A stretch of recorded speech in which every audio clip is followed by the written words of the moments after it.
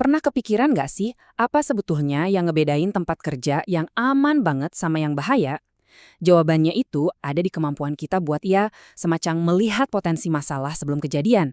Selamat datang! Dalam beberapa menit ke depan, kita akan bedah bareng metode-metode jitu untuk menilai resiko kesehatan kerja. Ini adalah kunci buat melindungi aset paling berharga dimanapun kita bekerja, manusianya. Salam kenal, saya Dr. Harnia. Saya adalah dosen pengampu mata kuliah Penilaian Risiko Kesehatan Kerja di Program Studi Magister Kesehatan Masyarakat Universitas Pejuang Republik Indonesia. Senang sekali hari ini saya bisa jadi pemandu Anda untuk kita sama-sama memahami topik yang super penting ini. Oke, kita mulai dari sini ya. Semua pekerjaan, mau itu cuma mengetik di depan laptop seharian atau ngoperasiin mesin raksasa di pabrik, itu pasti punya risiko. Pasti. Tapi pertanyaannya, gimana caranya kita mengubah perasaan kayaknya ini bahaya deh, atau sekedar firasat menjadi sesuatu yang bisa diukur? Sesuatu yang jadi rencana aksi nyata buat mencegah kecelakaan. Nah, itulah inti dari pembahasan kita hari ini. Sebelum kita bongkar satu persatu metode atau alatnya, ada satu hal yang paling fundamental yang harus kita sepakati dulu, yaitu apa sih sebenarnya risiko itu? Ini fondasinya, jadi harus kokoh dulu pemahaman kita di sini. Jadi, apa itu penilaian risiko kesehatan kerja? Ini bukan soal tebak-tebakan atau pakai ilmu sihir ya. Ini tuh sebuah proses yang sangat sistematis, kayak kerjaan detektif gitu. Misinya ada 3. Pertama, kita identifikasi atau temukan semua potensi bahaya yang ada. Kedua, kita analisis seberapa serem sih bahaya ini. Dan ketiga, kita evaluasi mana nih yang harus kita beresin duluan. Nah, ini dia jantungnya, rumus saktinya. Simpel banget tapi penting sekali. Risiko itu adalah hasil perkalian antara kemungkinan terjadinya sesuatu dengan dampak atau keparahannya. Gini deh bayanginnya, lantai yang basah dan licin di area yang sering dilewati orang, kemungkinannya tinggi kan orang kepelset, tapi dampaknya mungkin cuma lecet ringan. Nah, risikonya itu bisa jadi setara dengan kabel listrik yang terkupas, tapi letaknya di pojokan yang jarang dijamah orang. Kemungkinannya kecil, tapi sekali kesentuh, dampaknya bisa fatal. Paham ya? Oke, sekarang yang menarik nih, ternyata nggak cuma ada satu cara tunggal buat menilai resiko. Kita bisa kelompokkan metode-metode ini ke dalam 3 kategori besar. Pengelompokannya ini tergantung dari seberapa rumit masalahnya dan data apa yang kita punya. Yuk kita lihat level-levelnya. Kita mulai dari yang paling dasar, namanya kualitatif. Ini lebih kayak kita kasih deskripsi aja, misalnya resikonya rendah, sedang, atau tinggi. Nah, naik level sedikit ada semi kuantitatif. Di sini kita mulai pakai angka, kasih skor, misalnya dari 1 sampai 10. Dan di level paling canggih ada kuantitatif. Ini udah mainannya data, pakai statistik dan hitungan probabilitas yang akurat. Udah kayak riset ilmiah. Oke, kita udah tahu kategorinya. Sekarang, yuk kita buka kotak peralatan kita dan lihat beberapa alat atau metode yang paling sering dipakai di lapangan. Ini dia jagoan-jagoannya. Alat pertama dan yang paling serbaguna itu namanya hierark. Anggap aja ini pisau lipat Swiss-nya dunia ketiga. Namanya itu singkatan dari langkah-langkahnya. Hazard Identification, Risk Assessment, dan Risk Control. Sangat logis kan? Temukan bahayanya, ukur risikonya, lalu kendalikan. Berurutan. Tentu, nggak ada alat yang sempurna. Kelebihan hierark itu karena dia sangat sistematis, terstruktur, dan bisa dipakai di hampir semua jenis industri.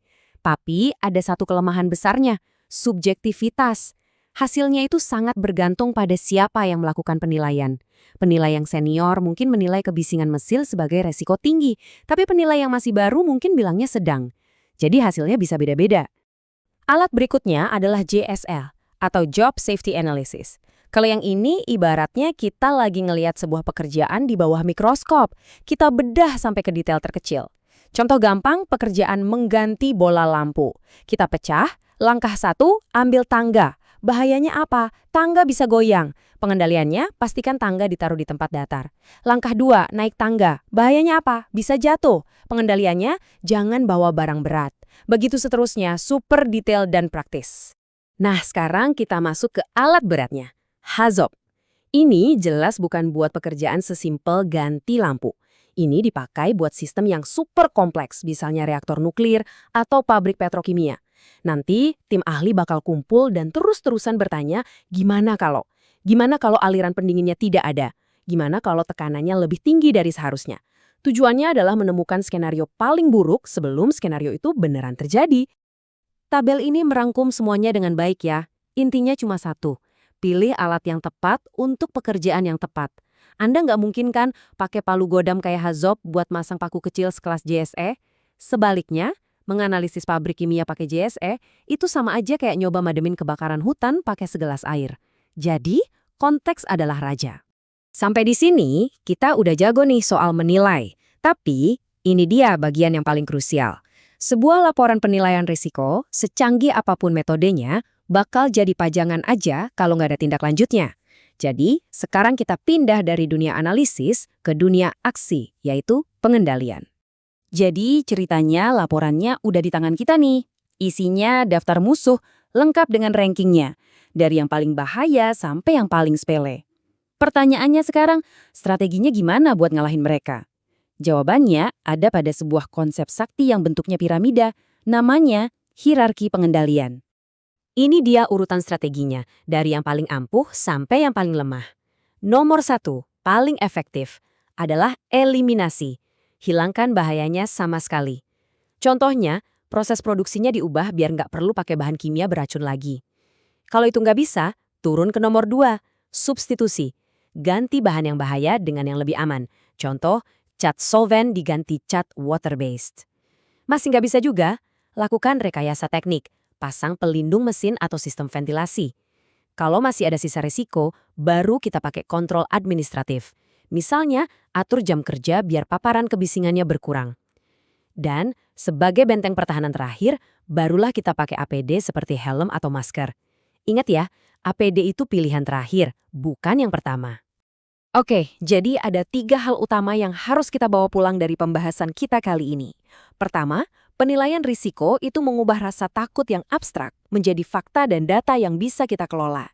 Kedua, jadilah ahli yang bijak, selalu pilih alat yang pas untuk setiap masalah. Dan yang ketiga, ini yang terpenting ya, tujuan akhir kita itu bukan menghasilkan laporan yang tebal, tapi memastikan semua rekan kerja kita bisa pulang ke rumah dengan selamat setiap harinya. Sebagai penutup, saya mau kasih sebuah tantangan kecil.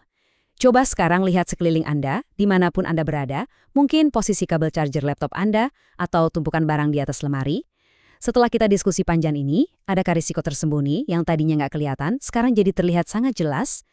Karena kesadaran adalah langkah pertama menuju keselamatan. Terima kasih.